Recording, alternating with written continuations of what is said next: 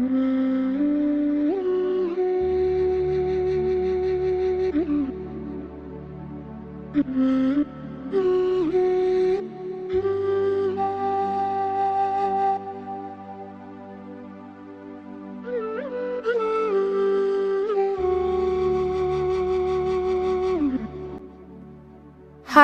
বছর ধরে আমি পথ হাঁটিতেছি পৃথিবীর পথে, সিংহল সমুদ্র থেকে নিশীথের অন্ধকারে মালয় সাগরে। অনেক ঘুরেছি আমি বিম্বিসার অশোকের ধূসর জগতে, সেখানে ছিলাম আমি।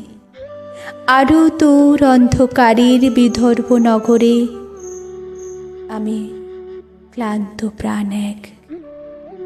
চারিদিকে জীবনের সমুদ্র সফেন আমাদের দুদণ্ড শান্তি দিয়েছিল নাটোরের বনলতা সেন। চুল তার কবেকার অন্ধকার বিদিশার নেশা, মুক্তার শ্রাবস্তের কারুকার্য।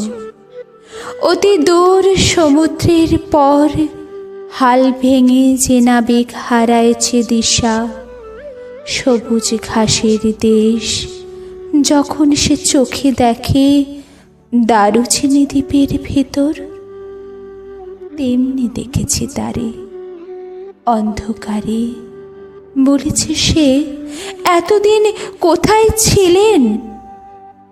পাখির নীড়ের মতো চোখ তুলে নাটোরের বনলতা সেন।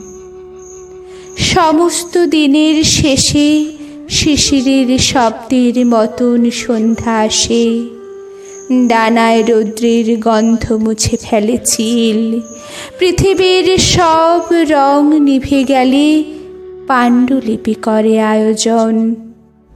তখন গল্পের তরে জোনাকির রঙে ঝিলমেল, সব পাখি ঘরে আসে, সব নদী ফোরায় জীবনের সব লেনদেন। থাকে শুধু অন্ধকার মুখোমুখি বসিবার বনলতা সেন।